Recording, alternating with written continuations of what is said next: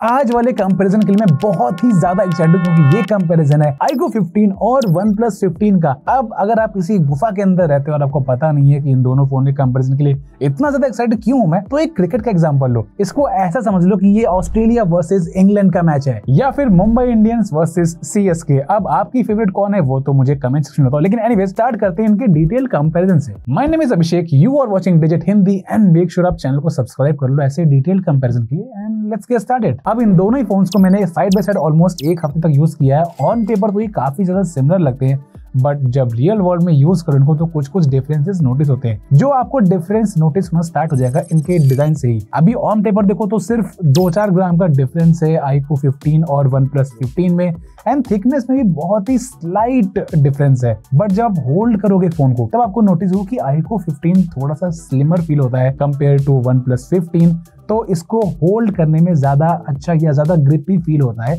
iQOO 15 compare to OnePlus 15। Where अगर pure aesthetics के मामले में देखूं मैं तो मुझे OnePlus 15 काफी ज्यादा अच्छा लगा, क्योंकि इसका फ्रॉस्टेड जो ग्लास है पीछे और इसका जो फ्रेम है उसका कलर एग्जैक्टली सेम मैच होता है। इनफैक्ट जो टेक्सचर है वो भी काफी हद तक मिलता है और ये थोड़ा सा पेपर या फिर ग्रेनाइट लाइक टेक्सचर इसका है, जो आपके घर पे पत्थरों में भी अपने ग्रेनाइट का देखा होगा वैसा सा इसमें टेक्सचर है। वेयर iQOO में एकदम सिल्की स्मूथ क्लीन स्लेट आपको मिलती है ग्लास की और बहुत ही थोड़े से glossy frames compare to OnePlus 15। लेकिन एक चीज iQOO 15 के डिजाइन में मुझे काफी ज्यादा अच्छी लगी और वो दिखती भी अच्छी और साथ में यूजफुल भी है, that is presence of monster hello light इसके कैमरा मॉड्यूल के आसपास, जो काफी ज्यादा यूजफुल है बिकॉज इसमें आप नोटिफिकेशंस वगैरह देख सकते हो और इसको आप कस्टमाइज भी कर सकते हो। अब क्योंकि ये दोनों ही फोन फ्लैगशिप फोन है और फ्लैगशिप फोन्स कुछ छोटी चीजें मिलकर ही बनाती हैं, जैसे कुछ छोटे मोटे फीचर्स, डिजाइन एंड ड्यूरेबिलिटी में कुछ बहुत ही माइन्यूट डिटेल्स जो बजट फोन में नहीं होती हैं, and that is presence of good haptic motors in flagship phones. अब दोनों ही फोन को मैंने कई बार टाइपिंग टेस्ट किया, मतलब चैट कर रहा था मैं प्रॉपर्ली, और दोनों ही फोन का टाइपिंग एक्सपीरियंस या फिर पूरे UI में जब आप स्क्रॉल कर रहे हो या फिर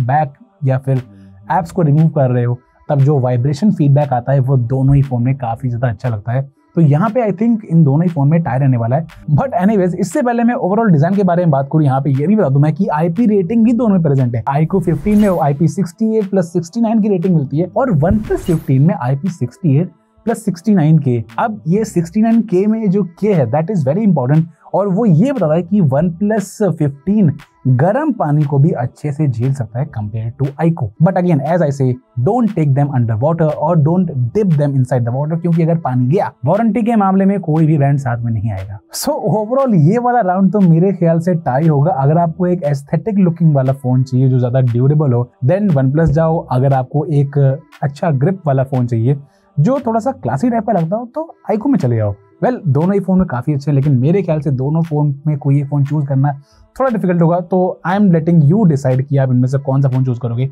नीचे कमेंट सेक्शन में मुझे भी बताओ। अब डिस्प्ले वाला पार्ट भी काफी इंटरेस्टिंग है। कुछ चीजें OnePlus में अच्छी है और कुछ चीजें iQOO में अच्छी है। जैसे iQOO में स्क्रीन साइज बड़ा मिलेगा 6.85 इंचेस और जो इसका रेजोल्यूशन है वो भी 2K रेजोल्यूशन है कंपेयर टू OnePlus जिसमें 1.5K रेजोल्यूशन है और स्क्रीन साइज भी थोड़ा सा छोटा है। लेकिन जहां पे OnePlus बाजी मार ले जाता है वो है 165 हर्ट्ज रिफ्रेश रेट, जो ऑलमोस्ट बहुत ही रेयरली किसी भी फ्लैगशिप फोन में देखने को मिलता है। iQOO 15 में वो 144 हर्ट्ज तक की क्लॉक है, लेकिन इसका मतलब ये नहीं कि आप UI में भी बहुत ज्यादा नोटिस डिफरेंस करोगे रिफ्रेश रेट का। इनफैक्ट जो इनका हायर रिफ्रेश रेट है वो सिर्फ 120 हर्ट्ज तक ही काम करेगा थ्रू आउट द UI, और जो इसके ऊपर जितना भी रिफ्रेश रेट है वो सिर्फ गेमिंग के टाइम पे ही काम करेगा। और OnePlus में कुछ गेम्स में तो ऑलरेडी नेटिवली प्रेजेंट है 165 हर्ट्ज का रिफ्रेश रेट, जिसके बारे में डिटेल में बात करूंगा गेमिंग वाले सेक्शन में। लेकिन अभी के लिए डिस्प्ले के बारे में और बात कर लेते हैं। तो स्ट्रेंजर थिंग्स का नया सीजन आ चुका है और मैंने इसके 2 एपिसोड देख भी लिए हैं और जो ओवरऑल मेरा एक्सपीरियंस था वो काफी ज्यादा अच्छा लग रहा है इन दोनों ही फोन्स में। इसके अलावा मैंने और भी कई सारी मूवीज देखी है, लेकिन iQOO में एक चीज नोटिस करी मैंने कि इसका डिस्प्ले थोड़ा सा वार्मर साइड में, तो जो स्किन टोन से वो काफी ज्यादा बेटर लगते हैं iQOO में कंपेयर टू OnePlus 15।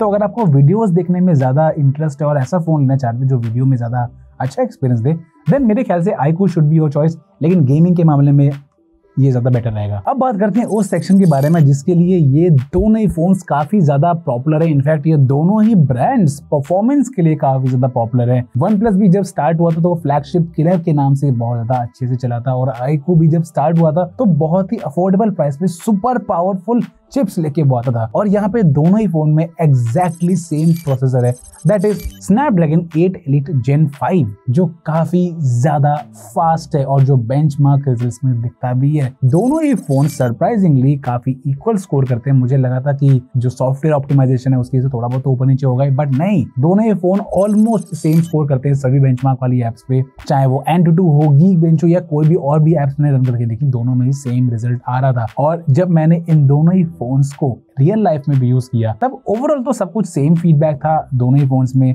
UI दोनों ही फोन्स में स्मूथ चल रहा था, कोई भी लैग या स्टटर जिटर कुछ भी देखने को नहीं मिला था।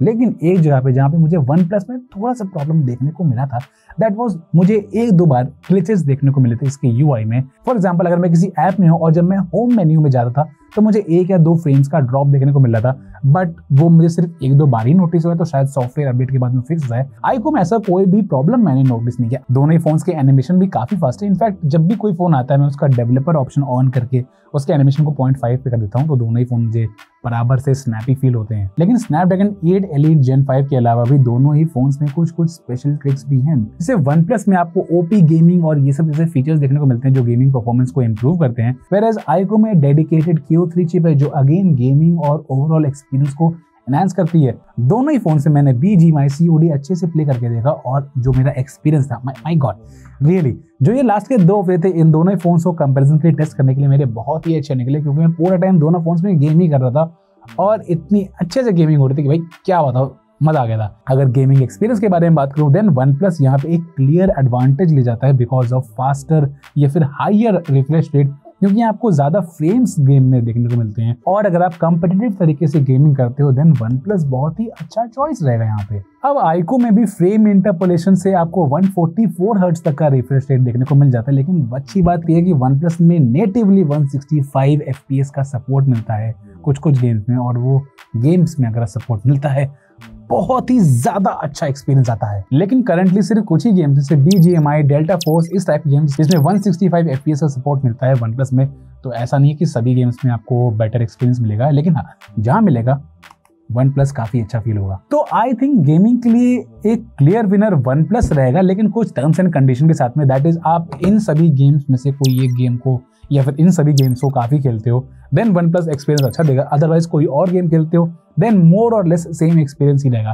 क्योंकि दोनों में ही हीटिंग इशू भी नहीं है। उसका पार्शियल रीजन ये भी हो सकता है कि दिल्ली में ठंड भी हो चुकी है, जिससे मुझे भी देख सकते हो मोटा सा जैकेट पहन के बैठा हूँ, उसका वो भी रीजन होता है। लेकिन एनीवेज कोई हीटिंग इशू नहीं है, परफॉर्मेंस दोनों की सॉलिड है और गेमिंग में ओवरऑल OnePlus विनर। सॉफ्टवेयर के बारे में बात करूं देन दोनों ही फोन में Android 16 मिलता है आउट ऑफ द बॉक्स और दोनों ही फोन में काफी अच्छा UI आ चुका है फाइनली। OnePlus में भी काफी लोग कंप्लेन करते थे कि इनका जो UI है वो अच्छा नहीं है, और फन टच OS के तो बहुत ही मतलब सभी लोग बोलते रहते कि भाई हॉट ऐप, हॉट गेम्स और कितने सारे ब्लोटवेयर, UI भी अच्छा नहीं है एंड ऑल ऑफ दैट, जो बहुत कुछ फिक्स हो चुका है दोनों ही फोन्स में। दोनों ही फोन्स के UI काफी क्लीन हो चुके हैं, स्मूथ हो चुके हैं, एनिमेशन भी अच्छे हो चुके हैं और बहुत सारे फीचर्स, लॉक स्क्रीन पे फीचर्स, कुछ AI फीचर्स, बहुत सारी चीजें दोनों ही फोन्स में आ चुकी हैं। तो यहाँ पे एक टाई रहेगा फीचर्स या फिर इन जनरल UI के मामले में, लेकिन जहाँ पे iQOO थोड़ी सी लीड ले जाएगा वो है फ्यूचर सॉफ्टवेयर अपडेट्स। यहाँ पे आपको 1 साल का ज्यादा सॉफ्टवेयर सपोर्ट मिलेगा कंपेयर टू OnePlus, तो इस वाले डिपार्टमेंट में iQOO लीड ले जाएगा। अब फाइनली बात करते हैं कैमरा के बारे में, और ये रहे सभी के स्पेक्स आपकी स्क्रीन के सामने। बात करते हैं सीधे फोटोज को कंपेयर करके, तो डे लाइट में दोनों ही फोन्स काफी अच्छी फोटोज लेते हैं, यहाँ पे कोई भी मेजर डिफरेंस आपको देखने को नहीं मिलने वाला है। लेकिन जब थोड़ा सा लो लाइट या फिर आप किसी रेस्टोरेंट वगैरह के अंदर फोटोज को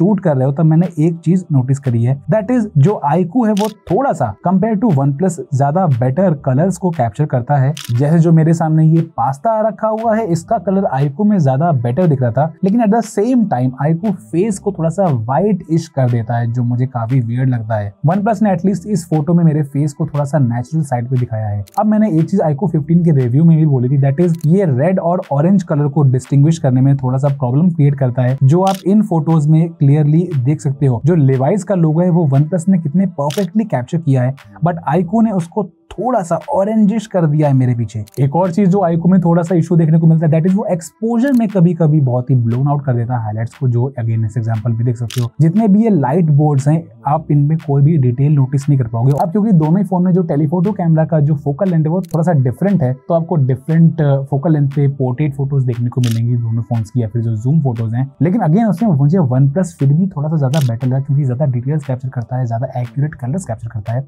इनफैक्ट OnePlus तीनों कैमरा से काफी सिमिलर कलर्स कैप्चर करता है कंपेयर टू iQOO। और अगर आपको वीडियो रिकॉर्डिंग करनी है देन OnePlus में 4K 60 प्लस 4K 120 FPS का सपोर्ट भी मिलता है, और 4K 60 FPS पे तो आप सारे कैमरा से रिकॉर्डिंग कर सकते हो, साथ में 8K 30 FPS का सपोर्ट मिलता है। वेयर एज iQOO में सब कुछ मिल रहा है, सिर्फ 4K 120 FPS की रिकॉर्डिंग मिसिंग है iQOO में, जो OnePlus में ज्यादा बेटर है। तो ओवरऑल अगर मुझे एक विनर पिक करना हो कैमरा में देन मैं OnePlus को पिक करने वाला हूं यहाँ पे। अब फाइनली बैटरी के बारे में बात करते हैं तो iQOO में आपको मिलती है 7000 mAh की बैटरी और OnePlus में 7300 mAh की बैटरी, और जो ये 300 mAh का डिफरेंस है ये काफी नोटिस भी होता है। iQOO में जो स्क्रीन ऑन टाइम है वो आपको 7 to 8 आवर्स का मिलेगा, और OnePlus में उस एक्स्ट्रा 300 mAh से आप आधा घंटा आप इजिली निकाल सकते हो, क्योंकि वो आधा घंटा एक्स्ट्रा ऑलमोस्ट मैंने भी निकाला। iQOO इजिली मुझे लास्ट कर रहा था 1 to 1.5 days on medium to heavy usage, whereas OnePlus थोड़ा सा मुझे एक्स्ट्रा चल रहा था। तो ये डिफरेंस काफी ज्यादा यूजफुल हो सकता है अगर आप लॉन्ग ट्रिप्स पे या फिर लॉन्ग वीकेंड प्लान कर रहे हो और चार्जर ले जाना आप भूल जाते हो जस्ट लाइक मी, तो OnePlus ज्यादा बेटर ऑप्शन है। और साथ में चार्जिंग भी OnePlus की फास्ट है, यहाँ पे आपको 120 वॉट की चार्जिंग मिलेंगी, साथ में चार्जर भी, और यहाँ पे 100 वॉट का, और ये डिफरेंस भी काफी क्लियर था चार्जिंग स्पीड में। तो ओवरऑल चार्जिंग एंड बैटरी के मामले में OnePlus यहाँ पे भी क्लियर विनर है। अब फाइनली वर्डिक्ट के बारे में बात करते हैं, आपको इनमें से कौन सा फोन लेना चाहिए। तो भाई देखो सिंपली बोलूंगा मैं, आप OnePlus 15 की तरफ जाओ, क्योंकि ये ओवरऑल सब कुछ करता है जो iQOO करता है। इनफैक्ट मोस्टली ये चीजों में बेटर ही परफॉर्म करता है। इसका कैमरा भी अच्छा है, इसका डिस्प्ले का रिफ्रेश रेट भी अच्छा, तो गेमिंग में भी काफ़ी मज़ा आता है। इसका जो टेक्सचर्ड या फिर जो डिज़ाइन है वो भी थोड़ा सा बेटर है। ओवरऑल तो टाइप है लेकिन मुझे थोड़ा सा बेटर लग रहा है इसका एस्थेटिक वाइज डिज़ाइन। तो I think you should go for OnePlus। दोनों का प्राइस भी सेम है, बट अगर आपके लिए 1 साल का जो सॉफ्टवेयर अपडेट है वो इंपॉर्टेंट है, आपको थोड़ा सा एक बेटर ग्रिप वाला फ़ोन चाहिए या फिर बेटर डिस्प्ले वाला फ़ोन चाहिए कंटेंट देखने के लिए, then iQOO should be your choice. But अगर मुझे चूज़ करना हो देन मैं OnePlus ही चूज़ करूँगा। लेकिन आप नीचे कमेंट सेक्शन में बताओ मुझे इन दोनों में से कौन सा फ़ोन आप चूज़ करने वाले हो, और ऐसे डिटेल्ड कंपैरिजन के लिए डिजिट हिंदी को सब्सक्राइब कर लो।